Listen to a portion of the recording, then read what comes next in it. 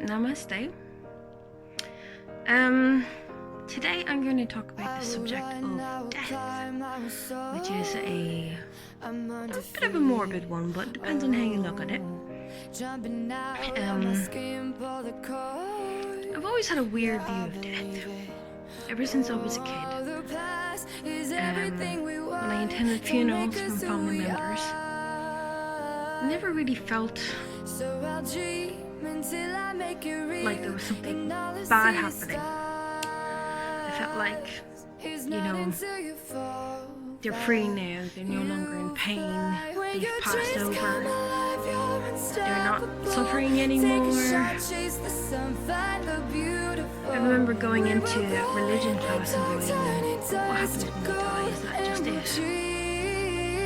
And one day I met a Hare Krishna on the street and he gave me a book, and this was an hour after having a cult class in Catholic girls' school, and they were mentioning Hare Krishna is a terrible cult that you can get pulled into. And I was like, well, this guy came up to me and he was very friendly, very nice, and he was like, oh, you're into yoga? And I was like, yeah, I love yoga. And he was like, you might actually like this book. So I read the book and it made more sense to me, to my soul, about reincarnation, about having a sort of a cycle, not just like a terminal kind of thing, like, when someone dies, it's just that's it, cut off point, you're done, you're gone. I was like, well, what happens to the energy? Does it just disappear? How does the energy just disappear when it's being created? And it's been something I've always thought about. I think another thing as well is that I've always thought about the soul's decision to leave. Now we don't really want to believe that people want to leave when they do. Of course, it's a traumatic experience. I remember my granddad, he had undergone chemo in the hospital. He was actually getting better, and then all of a sudden just went to sleep one day and didn't wake up, and everyone was like, well, he's getting better, and I was like,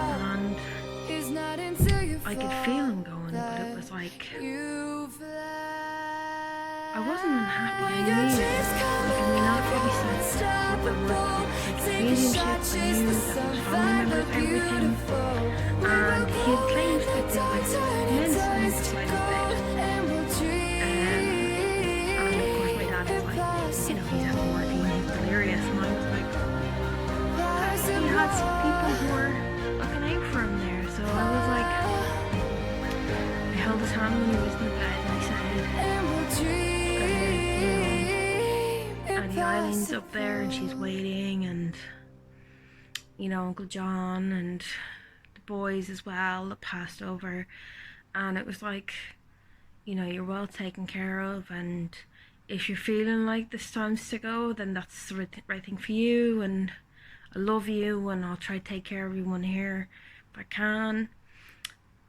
And I felt a bit sad, but I knew that this is a process.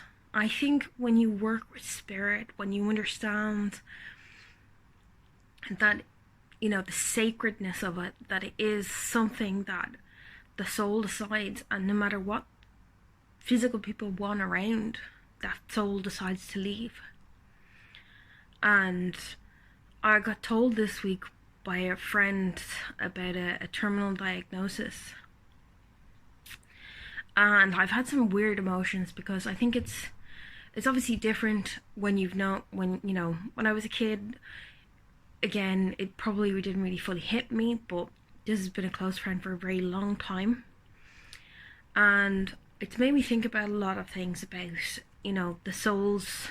Like, I'm saying to myself, I have respect for the soul. If the soul decides to leave, a little bit of anger at the soul wanting to leave, but at the same time, the continual health problems is not fair. It's like, I know I want this person to stay around for selfish reasons, because I'm happier having this person around, but if this person is going to go through pain and suffering, then it's not the right decision for me to have. And I'm meditating on this and going, you know, at the end of the day, we can say that we own other people. We don't. We don't have control over people deciding to leave this place. And just the thought of, like, you know, if someone's gone through a really bad few years and they thought that maybe they could go somewhere else and then they could meet their like true love, or they could rekindle with their soul family somewhere else, or, you know if I died today, I'd go straight to India. I'd be like, that's where I want to be reborn. And I just think about the sacredness of it, of the passing, just as much as it would be a celebration for a birth. You know, we celebrate births with christenings, and people gather in and smoke cigars and drink champagne. And I like the Irish mentality of having the wake, you know, having a pint to celebrate someone's existence. And I think it should be a point when someone is at that stage to look back and remember the good parts, the celebration. This person has done a lot in their lives, and to recognize and thank the universe for this person being part of my life. I try my best not to cry saying this, but again, it's a beautiful thing. It's their choice. And again, I have, as a shaman, have had to help people pass over, who are family who have passed over, and not been able to explain it to my family because, I don't know, it's a sensitive subject. Again, I see things in a very different way because of the work I do. But just know that they're taken care of on the other side. I've seen that. I've had proof myself for that, and that, you know, where they're going is somewhere better, somewhere safer, somewhere freer from pain and suffering. And that despite the fact that we have this pull to control what's happening at this time,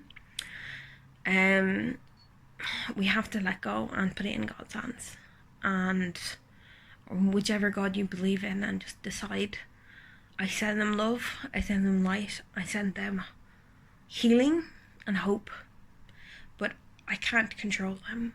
I have to let this go. I have to accept this person wants to leave, and I send blessings to their soul on their journey. Namaste.